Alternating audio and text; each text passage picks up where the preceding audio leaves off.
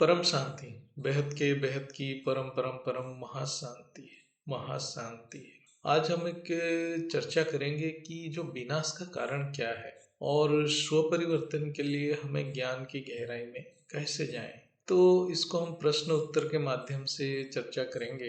तो पहले तो हम वो प्रश्न की चर्चा करते हैं कि वेद की विपरीत ज्ञान आत्मा का पतन का कारण है, वही विनाश का कारण है। और इसका हम उदाहरण देखना चाहें तो बीके में देख सकते हैं। ऐसे पूरा सृष्टि ही पतन की ओर जा रहा है, लेकिन बीके ब्रह्म कुमारी संस्था के बारे में इसलिए चर्चा कर रहे हैं क्योंकि वहाँ ज्ञान होते हुए भी उनका पतन हो रहा है और वो साकार बाप के सामने नहीं आ पा रहे हैं। ये ज्ञान की चर्चा हम उन आत्माओं के लिए कर रहे हैं जो बेहद की साकार परमपिता को ज्ञान से पहचानते हैं। वेद शास्त्र की ज्ञान को हम ब्रह्म ज्ञान कहते हैं और बीके में भी ज्ञान दिया जाता है कि मैं आत्मा हूँ। फिर भी वो वेद शास्त्र को नहीं मानने से कैसे आत्मा की पतन होता है उसको हम ज्ञान से समझते हैं। जैसे बीके में मान्यता है 5000 साल की ड्रामा, राम कृष्ण अवतार को नहीं मानना, महाभारत रामायण इत्यादि को कहानी मानना,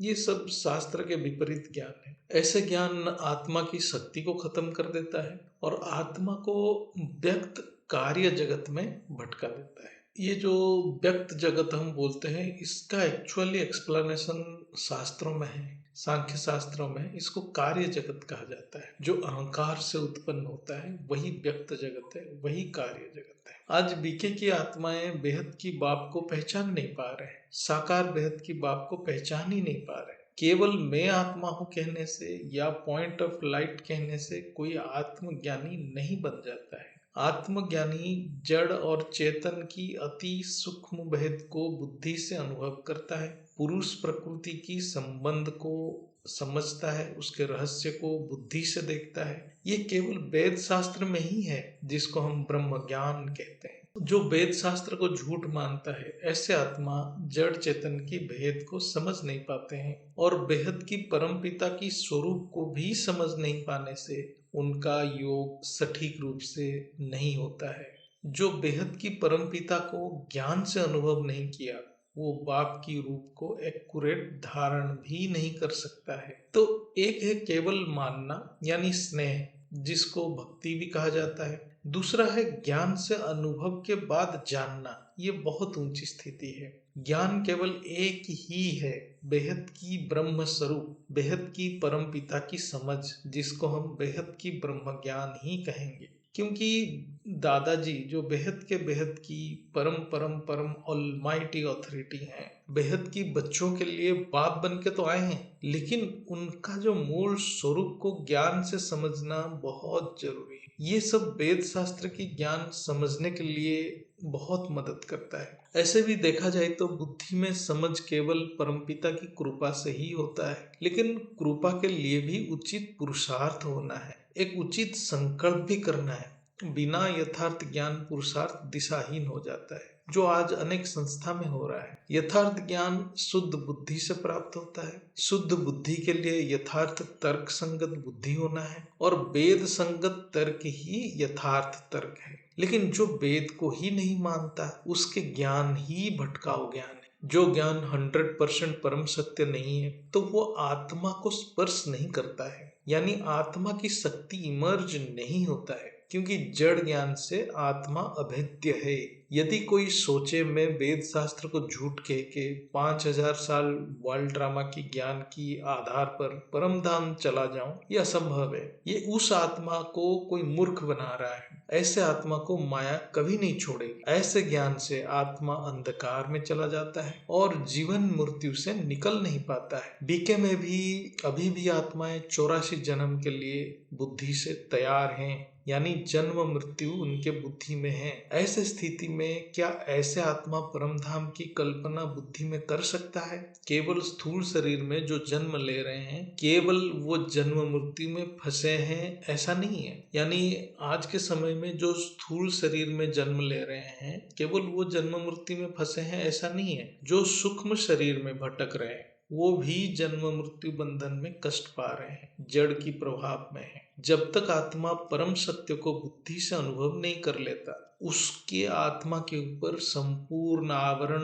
नहीं हटता है और माया को ही सत्य मानता है। यही जो आवरण है वही अहंकार है। ये जो आवरण अति सूक्ष्म है, ये ज्ञान से समझना जरूरी है कि बेहद की परमपिता ऑलमाइटी ऑथोरिटी केवल एक बार इस धरा पर आए हैं इस सृष्टि को परिवर्तन करने के लिए। ये शास्त्र की ज्ञान के हिसाब से चर्चा किए गए हैं, बहुत सारे वीडियो में उसको हमने चर्चा किए हैं, तो इसको देखेंगे तो समझ आएगा। बेहद की परमपिता ऑलमाइटी ऑथोरिटी की पहचान केवल सनातन शास्त्र की ज्ञान के हिसाब से हो सकता है, अन्यथा नहीं। शास्त्र में ब्रह्म की गुण अत्यंत गुह्य रूप से व्याख्या किया गया है। केवल लाइट कहना या बिंदु कहना ब्रह्म की संपूर्ण स्वरूप नहीं है। लाइट या बिंदु एक जड़ वस्तु है, ब्रह्म उसमें सीमित नहीं होता है। ब्रह्म एक अनंत ऊर्जा की स्रोत है जिसकी कला यानी गुणवत्ता और परिमाण यानी क्वांटिटी दोनों को समझना जरूरी है। यानी ब्रह्म की क्वालिटी और क्वांटिटी को समझना ही है। एक वीडियो में इसकी बहुत चर्चा हुआ है, इसलिए ज्ञान ही पहचान है। अव्यक्त वाणी में ज्ञान की गुह्यता है, लेकिन बिना वेद शास्त्रों की ज्ञान आत्मा केवल ऊपरी शाब्दिक अर्थ में लटक जाता है। वो बेहद ज्ञान की आंतरिक सूक्ष्म स्पंदन को स्पर्श नहीं कर पाता है। इसलिए बहुत आत्मा अव्यक्त वाणी के शब्द को रिपीट करते हैं, लेकिन कितना ज्ञान से अनुभव करते होंगे वो खुद कह सकते हैं। ज्ञान धारण की सबसे बड़ा प्रमाण है आत्मा की कर्म व्यवहार। यदि आत्मा व्यक्त जगत की विकारों से मुक्त नहीं है तो आत्मा केवल शब्द में फंसा पड़ा है। ज्ञान केवल वेद में है, इसलिए वेद की अर्थ है जो जानने योग्य है। वेद का जो शब्द है वो विद से आया है, यानी जानना। वेद की शाब्दिक अर्थ ही है ज्ञान अर्थात प्रज्ञानम।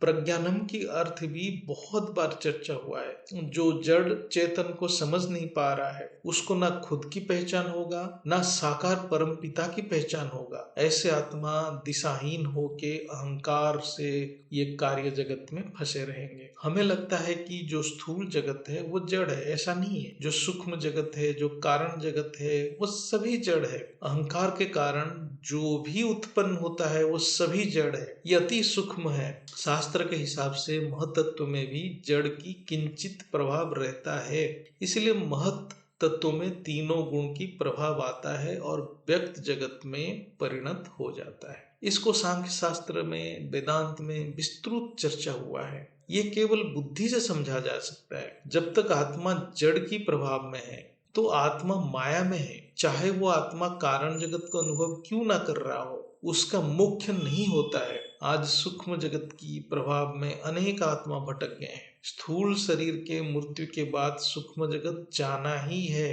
अभी से भटकने की क्या जरूरत है। जब धरती पे आए हैं तो ज्ञान को ग्रहण करना जरूरी है। जब साथ में ऑलमाइटी ऑथोरिटी साकार रूप में ज्ञान दे रहे हैं, पावर दे रहे हैं, तो हमें ज्ञान में फोकस रहना चाहिए। सामने बेहद की परमपिता होते हुए भी कुछ आत्मा ब्रह्मा बाबा यानी बीके में जो ब्रह्मा बाबा को ध्यान लगा रहे हैं और शिव बाबा को एक लाइट की बिंदु मान के ध्यान लगा रहे हैं। ये बुद्धि की जड़ता की प्रमाण है, ज्ञान की अभाव है। ऐसे आत्मा दिनों दिन जड़ता की ओर गति करते हैं और साकार बाप से विमुख हो जाते हैं। इसलिए आज वो साकार बाप को पहचानने से संपूर्ण रूप से मना कर दिए हैं। यदि हम ज्ञान के दृष्टि से समझें तो ब्रह्मा बाबा जिनको बीके में योग लगा रहे हैं, क्या ज्ञान के हिसाब से उनको योग लगाना चाहिए? ये ज्ञान के पॉइंट से ही चर्चा करेंगे। पहले तो ब्रह्मा इस ब्रह्मांड के त्रिदेव से एक देवता है। शास्त्र के हिसाब से उनकी कोई अवतार तो नहीं है। कोई एक मनुष्य को ब्रह्मा कहना बिना कोई शास्त्र के प्रमाण अत्यंत भटकावपूर्ण ज्ञान है। जब कोई आत्मा को संपूर्ण ब्रह्म ज्ञान और निराकार ब्रह्म की अनुभूति हो जाता है, अर्थात उस आत्मा महत बुद्धि से परे चला जाता है, महतत्व से भी परे चला जाता है, वो अवस्था में संपूर्ण चेतनत्व को प्राप्त हो जाता है। उससे जड़ के प्रति कोई आकर्षण नहीं रहता है, क्योंकि स्थूल शरीर में ज्ञान की अनुभूति से वो जड़ चेतन की अति सूक्ष्म भेद को अपने पुरुषार्थ से अंतकरण में प्रत्यक्ष कर लेता है। ऐसे आत्मा शरीर में रहते हुए भी ब्रह्म की अनुभव करते हैं और ऐसे आत्मा शरीर त्यागने के बाद पूर्ण ब्रह्म स्वरूप बन जाते हैं और निराकार परम धाम में चले जाते हैं। वो उसके बाद इस साकारी सृष्टि से कोई संबंध नहीं रखते हैं, वो संबंध भी नहीं रख पाते हैं क्योंकि उनके सारे आवरण हट जाता है।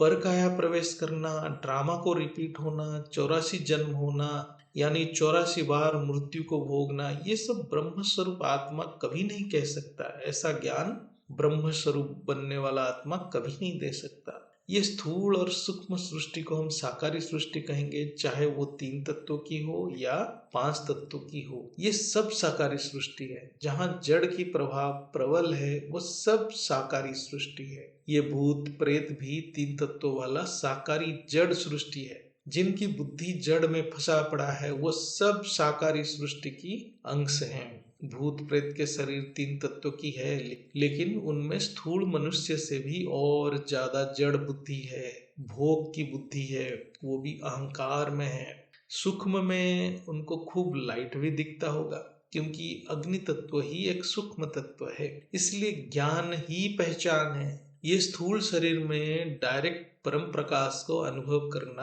अत्यंत कठिन ही है। वेद के हिसाब से एक प्रकार असंभव है। इसलिए वेद में भी कहा गया है, ब्रह्म को महसूस केवल महत तत्व यानी बुद्धि की सूक्ष्मता से किया जा सकता है, और समाधि में कुछ क्षण के लिए ये अनुभव हो सकता है। इसलिए बापूजी बोलते हैं, मैं जप तप ध्यान योग से नहीं, केवल ज्ञान से ही मिलता हूँ। यहाँ ज्ञान की अर्थ है प्रज्ञानम। कोई आत्मा डायरेक्ट प्रत्यक्ष आत्मा की प्रकाश को अनुभव कर रहा होगा तो वो बहुत ही अनन्य आत्मा होगा। यानी बीज रूप यही धरती पे धारण कर लेना एक बहुत ही चमत्कार है, ज्ञान मार्ग बहुत बड़ा प्राप्ति है। ये सब एक साधारण जन्म मृत्यु में फंसे हुए आत्मा के लिए असंभव है। ये ग्रह नक्षत्र गैलेक्सी ये सब जड़ है, लेकिन स्थूल चक्षु से परे है, लेकिन है जड़। इसलिए ज्ञान से सब कुछ आकलन करना है। दादा लेखराज जी, जिनको बीके में ब्रह्मा बाबा कहते हैं और उनको साकार बाप मानते हैं, उनके बारे में कुछ प्रश्न के उत्तर खुद बीके वाले को यथार्थ ज्ञान से खोज करना चाहिए। पहला, शरीर छोड़ने के बाद क्यों अभी भी सूक्ष्म जगत में है, जो कि अव्यक्त वाणी में कहा गया है। 2 नंबर, क्यों वो परकाया प्रवेश कर रहे थे, जो वो दादी गुलजार के शरीर में प्रवेश करके अव्यक्त वाणी सुनाते थे। हम सिर्फ ज्ञान के दृष्टि से बीके की ब्रह्मा बाबा की स्वरूप को समझने की कोशिश करेंगे। वो जो कर्म किए हैं वो खुद परमपिता जानते होंगे, हमें उसके बारे में कोई ज्ञान नहीं है, या हम उसका कोई चर्चा भी नहीं करेंगे क्या वो अच्छा है या बुरा है। हम सिर्फ उनकी स्वरूप के बारे में चर्चा करेंगे, आत्मा के स्वरूप, उनके गुण से देख के हम उनका आत्मा के स्वरूप के बारे में चर्चा करेंगे। दोनों प्रश्न के उत्तर हम शास्त्र के ज्ञान से खोज करेंगे। यदि आत्मा पूर्ण ब्रह्म को प्राप्त हो जाता है, उसका कोई सूक्ष्म शरीर ही नहीं रहता है, इसलिए वो सूक्ष्म जगत में कभी नहीं रहेगा। यदि कोई आत्मा को जड़ चेतन की भेद पता चल जाता है तो वो आत्मा जड़ की और देखेगा भी नहीं, और यहाँ तो वो किसी एक स्त्री के शरीर में प्रवेश करते थे। ऐसे देखा जाए तो मच्छिंद्रनाथ, गोरखनाथ, शंकराचार्य ये सब भी परकाय प्रवेश किए थे। क्या उनको हम परमपिता कहेंगे? आज के समय में करौली सरकार की दरबार में जाएंगे तो देखेंगे कि अनेक भूत प्रेत भोग की इच्छा से अन्य के शरीर में प्रवेश कर रहे हैं। क्या ऐसे आत्मा को हम पूर्ण ब्रह्म ज्ञानी कह सकते हैं, जो एक स्त्री के शरीर में प्रवेश करते थे? अपने स्थूल शरीर की मृत्यु के बाद किसी अन्य शरीर में प्रवेश करना शास्त्र में कभी उसको मान्यता नहीं दिया गया है। एक पूर्ण ब्रह्म ज्ञानी कभी ये कार्य नहीं कर सकता है वेद शास्त्र की ज्ञान के हिसाब से। इवन शंकराचार्य भी जो कार्य किए थे परकाया प्रवेश, वो भी शास्त्र में मान्यता नहीं। ये जो दादी गुलजार के शरीर में दादा लेखराज प्रवेश करते थे, वो दादी गुलजार के शरीर के प्रति उनका मोह होगा, आकर्षण होगा, नहीं तो इतना शरीर थे, केवल वो उनके शरीर में क्यों प्रवेश करते थे? यानी वो मृत्यु तक जड़ की मोह से मुक्त नहीं थे। बिना आकर्षण आत्मा किसी की ओर गति नहीं करता है। इसलिए ज्ञान में है अंत मतेशो गति, यानी बुद्धि में जिसके प्रति आकर्षण होगा आत्मा उसी दिशा में गति करेगा। ये एक नियम है, इसलिए वेद शास्त्र को गहन अध्ययन करना जरूरी है। बीके में जो ज्ञान देते हैं उसमें ये बताया जाता है कि उनको भी लाइट दिख रहा था, लेकिन फिर भी वो क्यों जड़ प्रकृति की माया से मुक्त नहीं हो सके? क्योंकि माया अति सूक्ष्म है, अहंकार अति सूक्ष्म है, देवान अति सूक्ष्म है। माया से मुक्त होने के लिए लाइट दिखना जरूरी नहीं है। जैसे आज सूक्ष्म जगत में लाखों भगवान बैठे हैं, वो भी अपने आप को एक भगवान मान बैठे हैं, जबकि ज्ञान की गहराई से अनुभव करना जरूरी है हर बात को। भगवान बनना अहंकार है। आज इसलिए अनेक गुरु बन के धरती के ऊपर बैठे हुए हैं। वेद शास्त्रों के हिसाब से ब्रह्मा विष्णु शंकर भी अहंकार से मुक्त नहीं है। वो तो तीनों गुणों का रिप्रेजेंट करने वाले हैं इस ब्रह्मांड में। अहंकार से जो सृष्टि का विस्तार हुआ, वो विस्तार करने में ब्रह्मा विष्णु शंकर मदद किए हैं। वो तो कभी भगवान है ही नहीं, वो एक साधारण देव हैं। पर काया प्रवेश सूक्ष्म भोग है, अहंकार अति सूक्ष्म है, उससे बच पाना मुश्किल है। अव्यक्त वाणी में बहुत स्थान पर ऐसे लिखा है, स्त्रियों को परमात्मा के साथ साजन सजनी के संबंध रखना है। ये भी एक गलत ज्ञान है, ऐसा हमारा शास्त्र में नहीं है। ये भक्ति मार्ग की सोच है। ब्रह्म जो ये सभी प्रकार के जड़ संबंध से परे है, वो क्यों ऐसा संबंध बनाने लगा? ये सब दादा लेखराज जी की भोग की इच्छाएं हैं, जो सूक्ष्म में दादी के शरीर के द्वारा व्यक्त करते थे। इसलिए अव्यक्त वाणी में इतना मिक्स बातें हैं, जो कि परम ज्ञान के संपूर्ण विपरीत ज्ञान है। एटलीस्ट जो ज्ञानी है, जिज्ञासु है, उसको तो वेद शास्त्र को देखना चाहिए। लेकिन आत्माएं मिथ्या को इस जड़ जगत में सबसे ज्यादा एंजॉय करते हैं, उपभोग करते हैं, आनंद लेते हैं। मिथ्या से जो आनंद लेता है, वो अज्ञानता में घुसता जाता है, अंधकार में घुसता जाता है। ये सब बातों से बहुत स्पष्ट है कि दादा लेखराज जी देवान से मुक्त नहीं थे, जिस कारण वो सूक्ष्म जगत में रह के एक स्त्री के शरीर के प्रति आकृष्ट थे और अव्यक्त वाणी में अपने भक्ति की बातें यानी देवान की बात ओरिजिनल ज्ञान के साथ मिक्स करते थे। ये ज्ञानी को समझ जाना है। यदि वो असल में ज्ञानी होगा और मोक्ष यानी जीवन मुक्ति की ओर प्रयास कर रहा होगा, उसको तो वेद शास्त्र को ज्ञान थोड़ा समझना भी पड़ेगा और बापूजी के ज्ञान को भी सुनना ही पड़ेगा। अव्यक्त वाणी में ज्ञान के साथ भक्ति यानी देवान की बातें बहुत मिक्स है। यदि 10% ज्ञान की बातें हैं तो 90% देवान यानी भक्ति की बातें हैं। इसलिए आज भी वहाँ कुमारी लड़की शिव बाबा से शादी रचा रहे हैं। इसमें वो कुंवारी लड़की की भी संस्कार शामिल है, लेकिन ज्ञान की नाम पे आत्माएं बीके में गुमराह हो रहे हैं। इसलिए बीके में जो भी आत्माएं हैं, उनको वेद शास्त्र को अध्ययन करना चाहिए, उसके आधार पर अव्यक्त वाणी को समझना चाहिए, जिससे वो परम सत्य को ज्ञान को समझ सकते हैं और बापूजी के ज्ञान के प्रति आकृष्ट हो सकते हैं। अहंकार यानी देवान यानी दादा लेखराज जी देवान से मुक्त नहीं थे, इसलिए वो केवल स्थूल पवित्रता की बातें करते थे। जिसको परम ज्ञान की अनुभूति बुद्धि में नहीं होता है, वो स्थूल पवित्रता के लिए परेशान रहता है। यानी बीके में प्रकृति के नियम को समझ नहीं पा रहे थे और प्रकृति के विपरीत उन्होंने इतना उपदेश देते थे, यानी प्रकृति के नियम के विपरीत इतना उपदेश देते थे जैसे स्थूल पवित्रता के लिए गृहस्थ छोड़ देना। ये सब उन आत्माओं को और गहरा अहंकार और अंधकार में ले जाता था। इसलिए कोई भी ज्ञान शास्त्र सम्मत होना जरूरी है, नहीं तो अनेक विकृतियां जन्म लेगा, जिसको सफेद कपड़ा में भी हम छुपा नहीं सकते। बापूजी के ज्ञान के हर एक शब्द वेद शास्त्र सम्मत है। बापूजी कहते हैं केवल ज्ञान ही पहचान है। बापूजी के एक रिसेंटली एक वीडियो में जिसमें सोल फ्रैगमेंटेशन के बारे में चर्चा किया गया है, उसमें ये पता चलता है अवतार और रूप यानी जो बहुत ऊपर के डायमेंशन से बहुत ऊंची आत्माओं के अवतार या रूप भी आते हैं, उनका भी पतन हो जाता है यदि वो ज्ञान को नहीं समझ रहे हैं, देवान में फंसे पड़े हैं। ब्रह्मा बाबा एक बहुत पावरफुल अवतार होते हुए भी संपूर्ण ब्रह्म ज्ञान को इमर्ज नहीं कर पाए। यह एक बहुत महत्वपूर्ण बात है कि जब श्री राम जी की अवतार हुआ था त्रेता में, तब वो ऑलमाइटी की अवतार होते हुए भी मनुष्य शरीर में वशिष्ठ ऋषि से सनातन वेद शास्त्र की ज्ञान प्राप्त किए थे। उसका प्रमाण योग वशिष्ठ में है। अर्थात एक पावरफुल अवतार को भी इस मनुष्य शरीर में बहुत पुरुषार्थ करना पड़ता है, वेद शास्त्रों को समझना पड़ता है, तभी वो अपने चेतनत्व को महसूस कर पाते हैं और अवतार कार्य को करने में समर्थ होते हैं। ऐसे ही श्री कृष्ण भी संदीपनी ऋषि से वेद शास्त्र की अध्ययन किए थे। इसलिए धरती के ऊपर सनातन अवतारों को भी वेद शास्त्र की अध्ययन करना पड़ता है।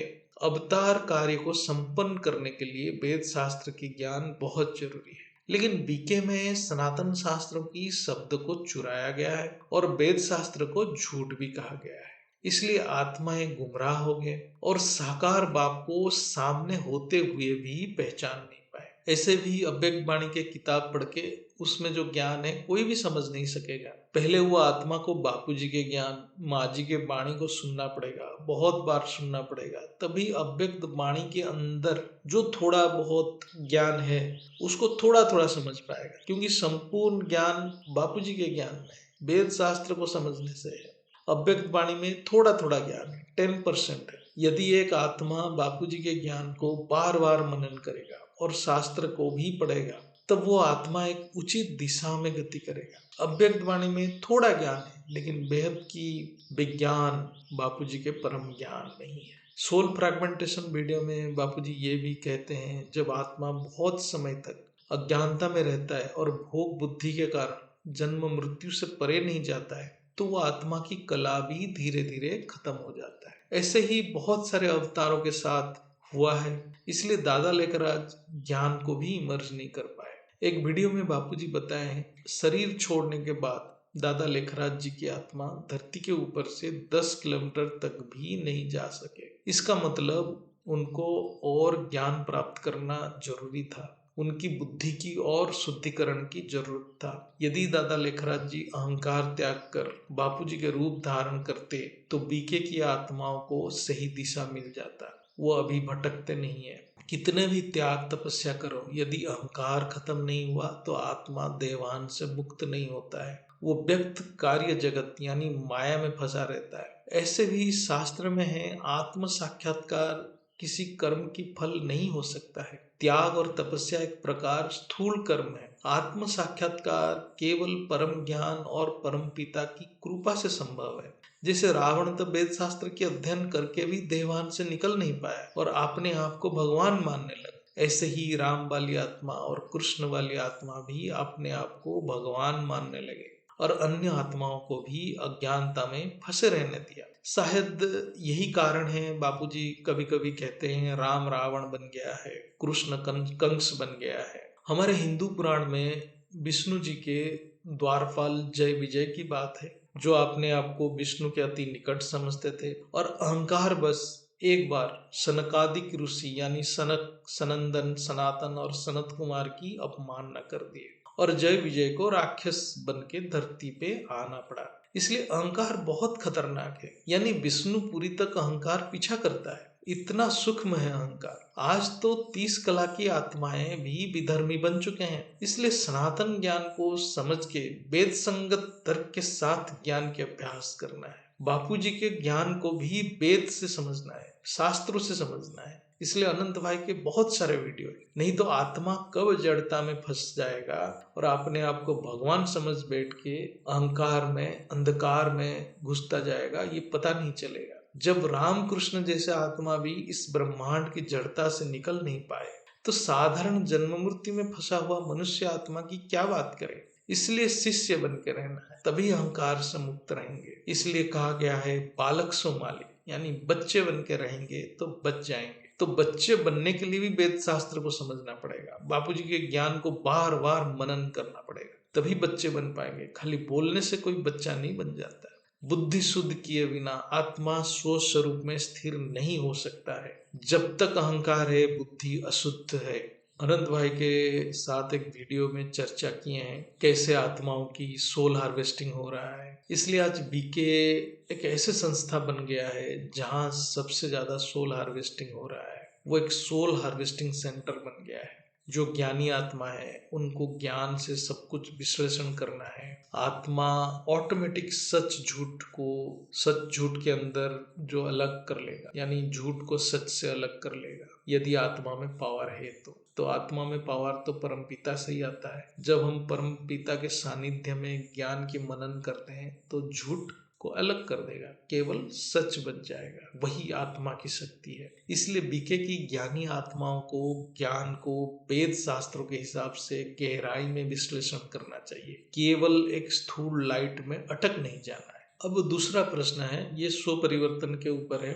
अब दूसरा प्रश्न है, नष्टो महा स्मृति लब्धा की अर्थ क्या है, इसको प्रैक्टिकली कैसे अभ्यास में लाएं। ये ज्ञान की महावाक्य है, भगवत गीता ज्ञान की सारांश है। इसको हम प्रैक्टिकली समझेंगे तो पुरुषार्थ एक्यूरेट होगा और सहज हो जाएगा। इस वाक्य को हम व्याख्या करेंगे तो ऐसे लगता है जैसे पहले आत्मा का मोह नष्ट होगा तभी स्मृति आएगा, या पहले स्मृति प्राप्त होगा तो मोह अपने आप नष्ट हो जाएगा। लेकिन दोनों से कोई एक संपूर्ण रूप से नहीं हो रहा है। सभी पुरुषार्थी स्ट्रगल करते रहते हैं कि कभी लगता है पुरुषार्थ अच्छा चल रहा है, फिर कभी लगता है कि अभी तक मोह नहीं गया है। इसलिए हम इसको प्रैक्टिकली समझते हैं, हम कैसे नष्ट मोह स्मृति लब्धा को सार्थक कर सकते हैं।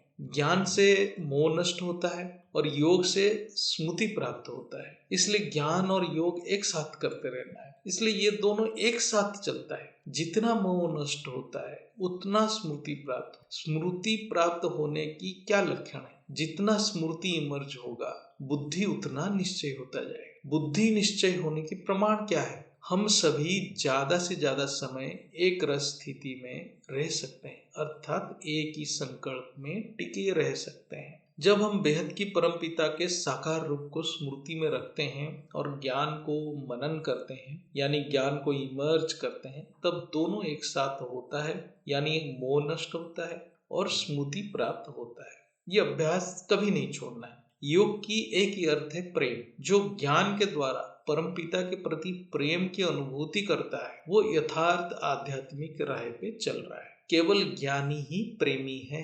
ये निराकार प्रेम है, क्योंकि इसमें कोई देवान नहीं है। ये अत्यंत शुद्ध बुद्धि की प्रेम है। ये प्रेम महान है, क्योंकि जब तक आत्मा में महत्त्व इमर्ज नहीं होगा तब तक ये प्रेम जागृत नहीं होगा, इमर्ज नहीं होगा। भावना यानी भक्ति यानी तीनों गुणों के प्रभाव में, भक्ति यानी देहवान। आज संपूर्ण सृष्टि देहवान में फंसा पड़ा है। जहां देह आ गया अर्थात बुद्धि जड़ में फंस गया, अहंकार में फंस गया, तीनों गुणों में फंस गया। ऐसे प्रेम को मोह कहा जाता है। प्रेम प्रकाश है, मोह अंधकार है। जो इच्छा मात्र अविद्या बन चुका है वही केवल मोह से मुक्त है, वही निराकारी प्रेम की अधिकारी है। स्मृति को समझना जरूरी है। स्मृति चेतन की एक प्रमुख गुण है। ये बात को दिमाग में बिठा लो। स्मृति चेतन की एक प्रमुख गुण है। स्मृति ही दर्शाता है कि आत्मा चेतन है। इसलिए हम सभी जीवन में हर बातें याद रखते हैं, यही स्मृति है। ये स्मृति ही संस्कार है। संस्कार से बुद्धि कार्य करता है और बुद्धि से संकल्प उत्पन्न होता है, फिर आत्मा कर्म करता है। इसलिए जिस स्मृति से आत्मा जुड़ता है उसी हिसाब से आत्मा संकल्प करेगा और उसी हिसाब से कर्म भी करेगा। यदि हम विस्मृत हो जाते हैं कि कौन हमारा माँ बाप या पत्नी स्थूल में है, तो हम उनको देखने से भी उनको पहचानेंगे नहीं और उनके प्रति हम अपना ड्यूटी भी नहीं करेंगे। ऐसे ही जिस स्मृति से हम जुड़ते हैं उसी हिसाब से कर्म करते हैं। यदि हम देवान की स्मृति में हैं तो ऑटोमेटिक हद की कर्म में संपूर्ण बुद्धि लगाएंगे। ऐसे ही जब हमारा मूल स्मृति धीरे धीरे इमर्ज होगा तब बुद्धि बेहद की कर्म की ओर देखेगा, यानी सेवा करने में तत्पर होगा, बेहद की सेवा करने में तत्पर होगा। इसका अर्थ हुआ स्मृति से संस्कार और संस्कार से संकल्प बन रहा है। यही संकल्प हमें मतलब हमारा शरीर को कर्म में लगा रहा है। स्मृति से डायरेक्ट संकल्प जुड़ा है, इसलिए हमें अपने संकल्प के ऊपर अटेंशन रखना पड़ेगा। ज्ञान की मनन के साथ साथ संकल्प के ऊपर अटेंशन रखना ही है, क्योंकि हम इतना समय तक देवान में है तो पहले बुद्धि को ट्रेन करना पड़ता है, संकल्प को फोर्स करके, जबरन संकल्प को उत्पन्न करके फिर स्मृति को धीरे धीरे प्राप्त होता है। यानी हमें एक संकल्प जबरन उत्पन्न करने की कोशिश करना पड़ता है।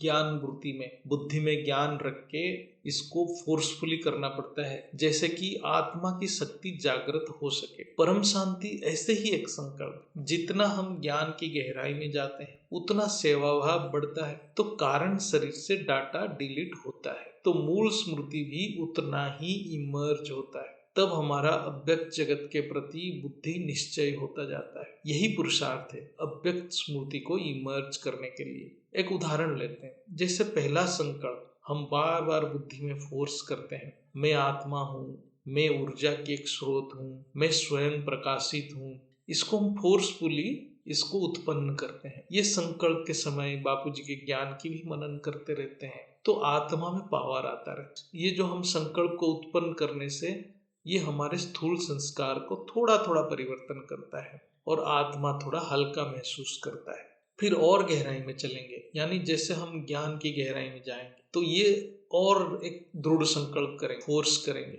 कि मैं बेहद की परमपिता की संतान। इसके साथ साथ जब हम ज्ञान की मनन करेंगे, साकार बाप को स्वरूप को बुद्धि में देखेंगे, तो बुद्धि जितना जितना निश्चय होगा और भी पावर मिलते जाएगा, आत्मा और हल्का होते जाएगा, कारण शरीर से और डाटा डिलीट होता जाएगा, तो संस्कार परिवर्तन और ज्यादा होगा, क्योंकि निश्चय बुद्धि से ही संस्कार परिवर्तन होगा। फिर जब ज्ञान की मनन और बुद्धि से और गहराई से करेंगे तो संकल्प की गहराई भी बढ़ता जाएगा। जैसे कि हम बुद्धि से सोचते हैं कि यदि मैं बेहद की परमपिता की संतान हूँ तो मेरा सर्जन बेहद की परमपिता से हुआ है, यानी मैं बेहद की परमपिता की एक संकल्प हूँ, यानी एक समय पे मैं बेहद की परमपिता में समाया हुआ था और संकल्प से ही अस्तित्व में आया। इसका मतलब मैं बेहद की परमपिता की ऊर्जा की अंश हूँ। ये ज्ञान की पॉइंट को मनन करते रहना है, इससे पावर और मिलेगा। ये सब ज्ञान की मनन भी एक प्रकार संकल्प है, और पावर मिलेगा तो आत्मा हल्का होता जाएगा और बुद्धि निश्चय होते जाएगा और स्मृति इमर्ज होते जाएगा। ऐसे ऐसे ज्ञान की मनन करते करते हम परमपिता की निराकारी प्यार में खो जाएंगे। यही निराकारी प्रेम, ज्ञान से ही जो प्रेम जागृत होता है वही निराकारी प्रेम। इससे कालांतर में हमारा कारण शरीर संपूर्ण डिलीट हो जाएगा। यही आवरण है जो आत्मा के ऊपर है, जो हमारे अव्यक्त स्मृति इमर्ज होने में बाधक है। जैसे बाधा हटा तो स्मृति अपने आप प्राप्त हो जाता है, फिर व्यक्त जगत अपने आप विस्मृत हो जाता है। तो ये दोनों एक साथ होता है। जितना परसेंटेज में मोह नष्ट होगा उतना परसेंटेज में स्मृति जागृत होगा। यही पुरुषार्थ है। इसलिए ज्ञान ही योग है, ज्ञानी ही प्रेमी है। कारण शरीर की आकाशिक रिकॉर्ड जितना डिलीट होगा उतना मूल स्वरूप इमर्ज होता जाएगा। अब तीसरा प्रश्न पे आते हैं,